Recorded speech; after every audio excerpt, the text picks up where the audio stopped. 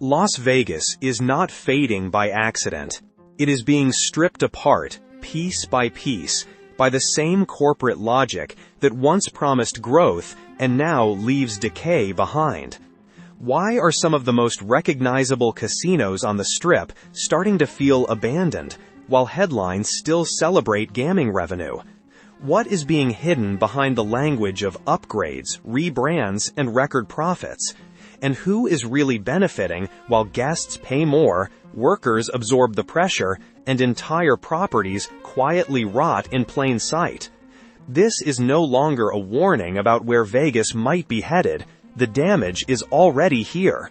To understand what is happening, we have to follow the evidence, property by property, until the pattern becomes impossible to deny. There was a time, especially through the 1980s and 1990s, when Las Vegas still operated on a simple bargain. Ordinary Americans could come here for a weekend and feel rich. A factory worker, a retired teacher, a middle-class couple with a few $100s to spare. They were not treated like an inconvenience. They were the business model. Parking was free. Buffets were everywhere. The service felt personal. The city made money by making people feel welcome first. By 2025, that arrangement is gone. In its place is a colder version of Las Vegas, one defined less by hospitality than by extraction. Broken elevators, hallway carpets that smell of mildew, automated kiosks standing where human service used to be. Resort fees so inflated they can rival or even exceed the room itself. The headlines keep talking about strong gambling numbers, but they do not explain the physical and emotional deterioration sitting right in front of the customer. Some of the most familiar buildings on the skyline are still standing, but many of them no longer feel alive. The Dunes is gone. The Sands is gone. The Mirage and Tropicana have already been erased. The question is no longer whether iconic casinos can disappear. The question is which ones are next. That brings us to number 5. Harrah's, a property in the center of the Strip that once represented something Vegas understood very well.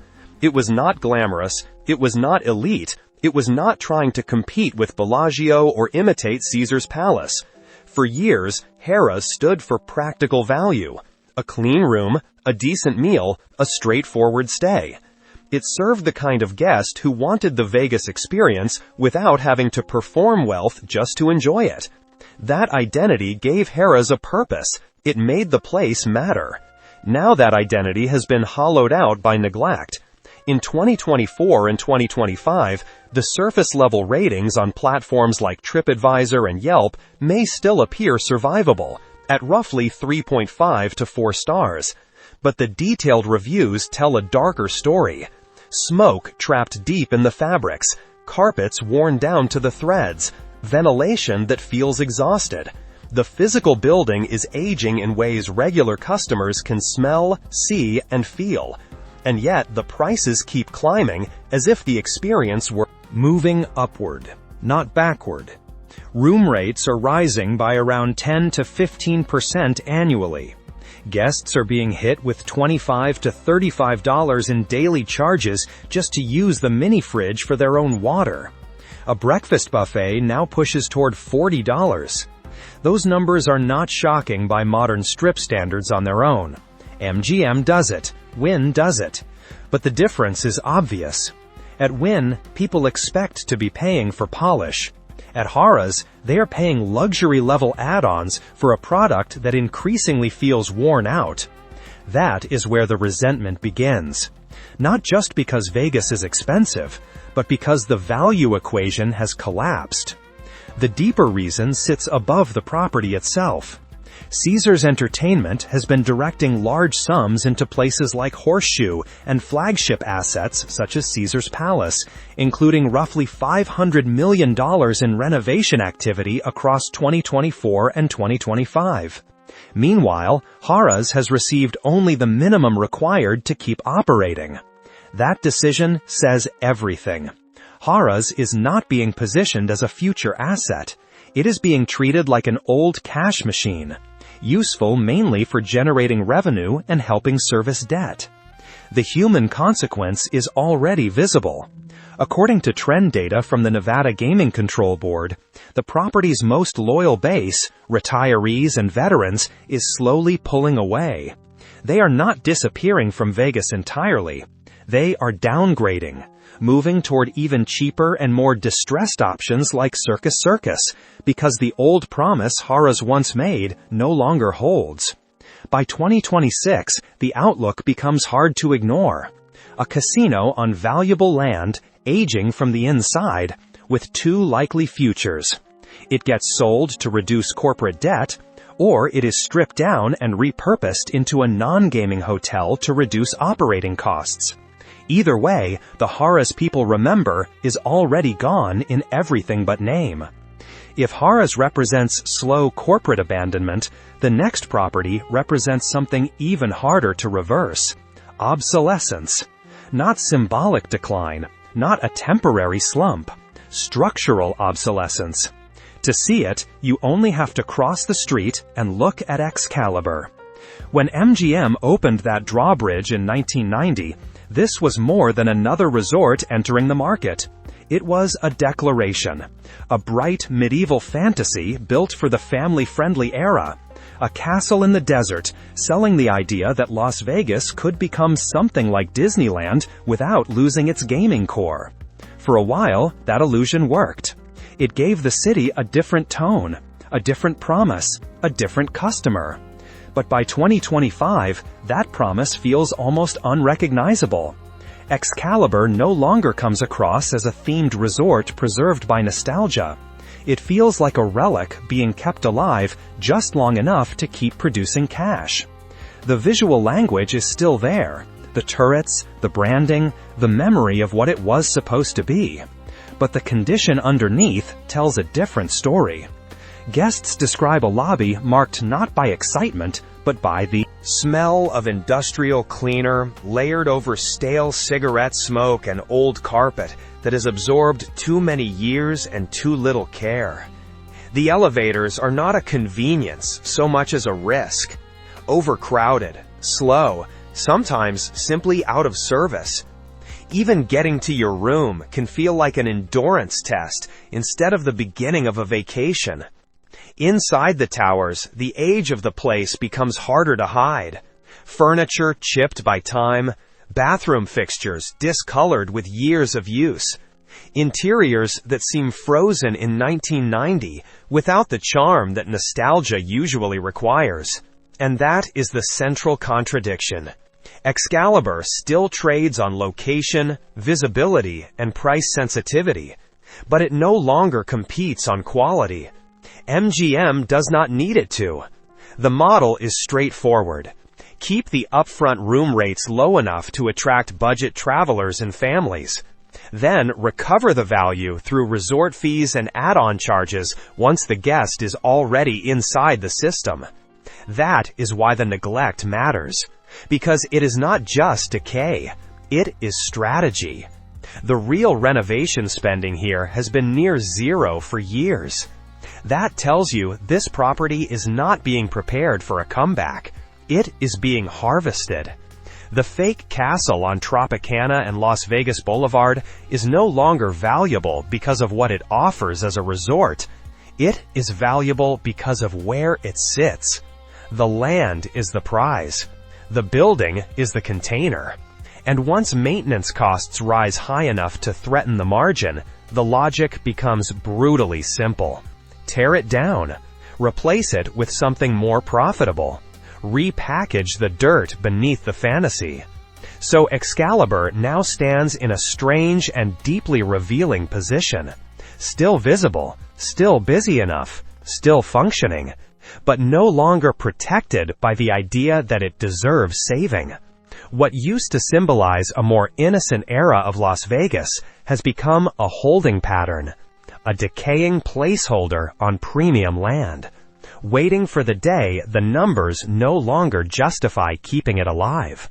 And when that day comes, the castle will not be remembered as a failed dream. It will be remembered as an asset that outlived its corporate usefulness.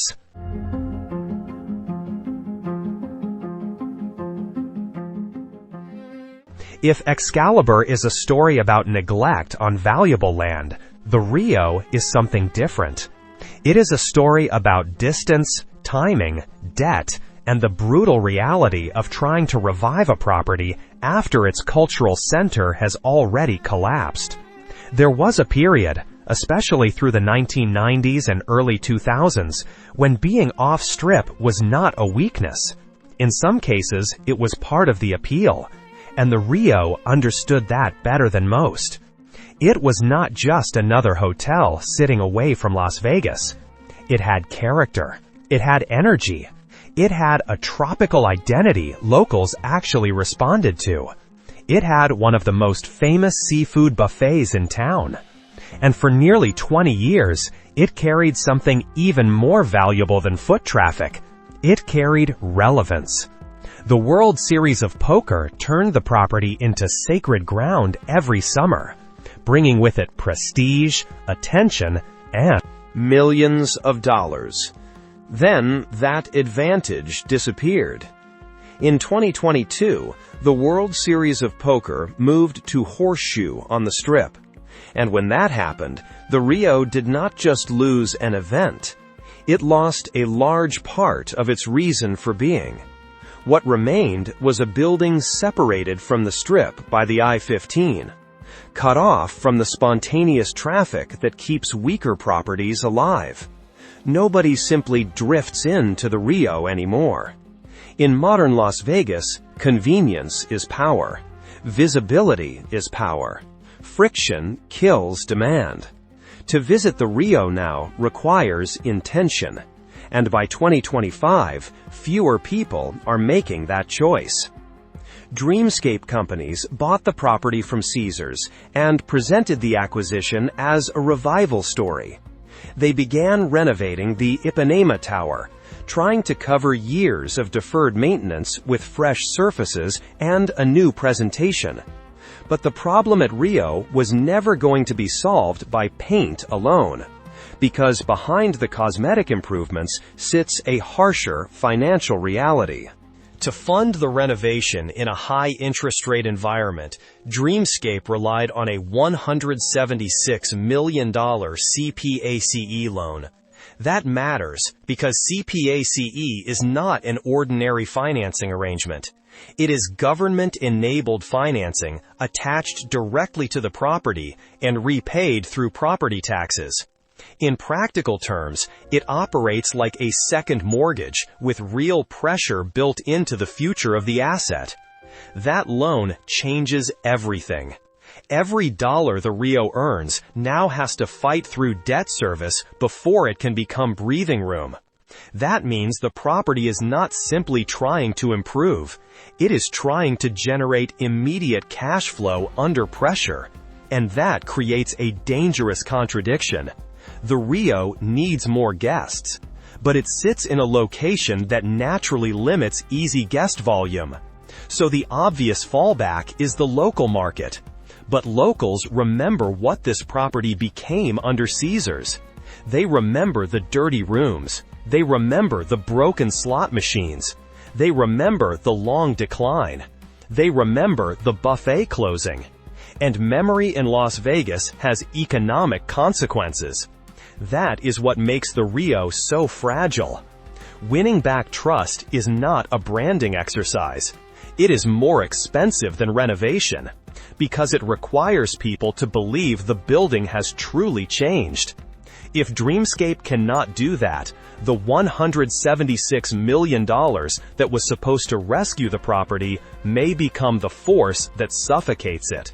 And that is why the Rio feels less like a comeback story and more like a countdown.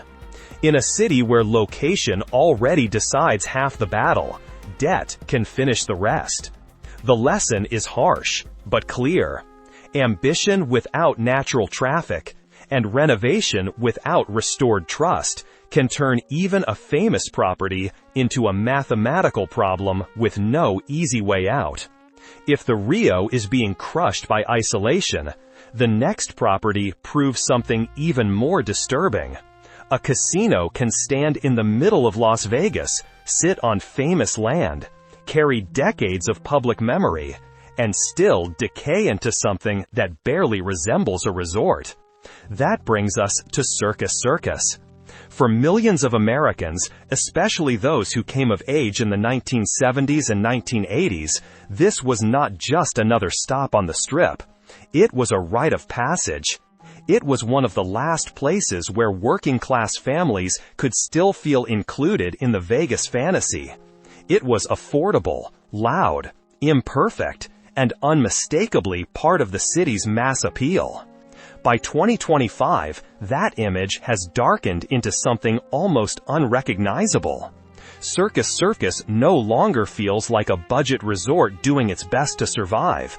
It feels like a property being run under an extraction model, where the goal is not to restore reputation, improve conditions, or rebuild trust, but to pull as much remaining value from the building as possible while spending almost nothing in return. Since billionaire Phil Ruffin acquired the property, the logic appears brutally direct. Keep costs near zero, keep the doors open, capture whatever money budget travelers are still willing to spend. Let the structure absorb the damage. That is why the signs of neglect are so difficult to dismiss. They are not hidden in obscure corners. They define the experience. Guests report hallways in the manor rooms marked by mildew and marijuana. Roof leaks handled with buckets instead of true repairs. Air conditioning units rattling like they are near failure. Carpets so degraded they no longer look worn, they look hazardous.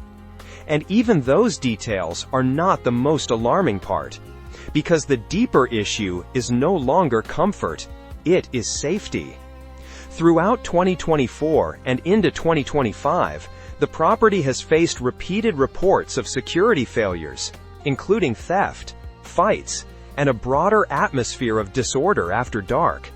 That matters, because when a casino reduces security staffing to save payroll costs, it is not simply managing expenses more aggressively. It is transferring risk directly onto guests. The decision moves beyond poor hospitality and into something more serious. A family property that once represented affordability begins to feel like a place people warn each other about. That is not normal decline. That is reputational collapse. And yet the business logic underneath remains coldly rational. Circus Circus occupies valuable land on the North Strip. If the land appreciates enough over time, the property itself becomes secondary. The building can be left to age, left to weaken, left to produce revenue until the numbers finally support demolition. In that model, deterioration is not a failure of strategy. It is part of the timeline. A property can keep operating in unacceptable condition because its future value lies not in restored hospitality, but in eventual redevelopment. That is what makes Circus Circus more than a sad story about an old casino.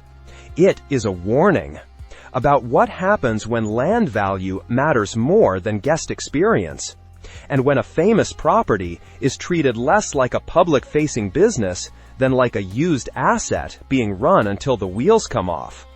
The tragedy is not only that the building is declining, it is that the decline appears tolerable to ownership, as long as the cash still comes in.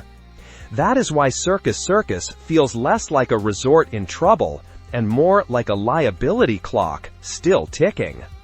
If Circus Circus shows what happens when a property is allowed to decay in public, the final entry shows something even more consequential. What happens when a historic resort is not left to rot, but deliberately erased? We arrive at the Mirage. And this is where the argument stops being abstract, because the Mirage was not just another casino on the Strip. When Steve Wynn opened it in 1989, he did not merely launch a new hotel. He changed the trajectory of Las Vegas itself. Before the Mirage, Las Vegas was still widely understood as a cheaper gambling destination. After the Mirage, it became something larger, more ambitious, more globally recognizable. The property proved that a mega resort could operate as a entertainment environment, not just a gaming hall with rooms attached. In that sense, the Mirage did not simply succeed within modern Las Vegas, it helped invent modern Las Vegas. Every major resort that followed, every large-scale fantasy, every polished destination model on the Strip exists in the shadow of what the Mirage made possible first. That is why what happened next matters so much. In July 2024, the Mirage closed for the final time. The volcano that had defined the front of the property for 35 years did not fade into retirement. It was marked for demolition. The resort itself, one of the most historically significant properties of its era, was not preserved as a landmark of the city's transformation. It was cleared to make room for a new guitar-shaped hotel under the Hard Rock brand. And with that decision, something larger than one casino came into focus. Because the destruction of the Mirage sends a message to every other aging property in Las Vegas. If a resort this important, this iconic, this foundational can be removed so cleanly, then history has no protective value in the current system. Legacy does not appear on a balance sheet as a revenue line. Memory does not pay dividends. Nostalgia cannot compete with the logic of rebranding, redevelopment, and portfolio optimization. In the corporate version of Las Vegas, a place is no longer judged by what it meant to the city, but by whether it can produce a stronger future return under a different concept. That is what makes the Mirage the most painful example on this list. Harrah's is being neglected. Excalibur is being harvested. Rio is struggling under debt and geography. Circus Circus is being run like a deteriorating cash machine. But the Mirage represents finality. It shows that even the most influential resort of its generation can be wiped away if ownership decides that the land, the brand conversion, or the stock market narrative matters more than historical continuity. If the king can be removed, then the rest of the field has no real protection at all. And that is why the Mirage does not simply belong at the top of this ranking. It defines the ranking. It marks the point where Las Vegas stopped pretending its past still had weight inside the decision-making structure. The city built by visionaries, by spectacle, by emotional memory, now sits under a harsher logic. And once that logic becomes dominant, the future of every aging casino begins to look less like preservation and more like a countdown. The Mirage makes the pattern impossible to dismiss. These 5 properties are not isolated cases, and they are not simply unlucky casinos struggling through a difficult cycle. They are symptoms of a larger transformation inside Las Vegas itself. The city that was built by visionaries, by operators who understood spectacle, access, and emotional loyalty, is being replaced by a system that measures value differently. In that system, guests are not welcomed first, and monetized second. They are monetized from the moment they arrive. Casinos are no longer treated as living destinations with history, atmosphere, and cultural weight. They are treated as depreciating structures sitting on appreciating land. That is why the destruction of the Mirage matters far beyond one address on the Strip. It proves that nothing is sacred anymore. If the resort that helped invent modern Las Vegas can be erased to support a rebrand and a stronger financial narrative, then every older property becomes vulnerable. Harrah's, Excalibur, Rio, Circus Circus. All of them begin to look less like institutions and more like placeholders. Temporary shells waiting for the point at which redevelopment becomes more profitable than preservation. And that leaves Las Vegas facing the question it has spent years trying to avoid. In an era of billion-dollar debt, thin maintenance, rising fees, and corporate balance sheet logic, is this still a city built to amaze people? Or has it become a trap that survives by draining them? The golden era did not simply fade with time. It was dismantled by a model that rewards extraction more than experience. The soul of Las Vegas did not disappear quietly. It was pushed aside because memory does not generate the kind of return that modern ownership demands. So when people say Vegas does not feel the same anymore, they are not imagining it. They are reacting to a system that has changed the purpose of the city. And until that changes, more famous properties will keep declining. More history will keep disappearing. And more visitors will keep realizing that the old social contract is over. In this version of Las Vegas, your memories may be the only part they cannot demolish. Until next time, watch your wallet.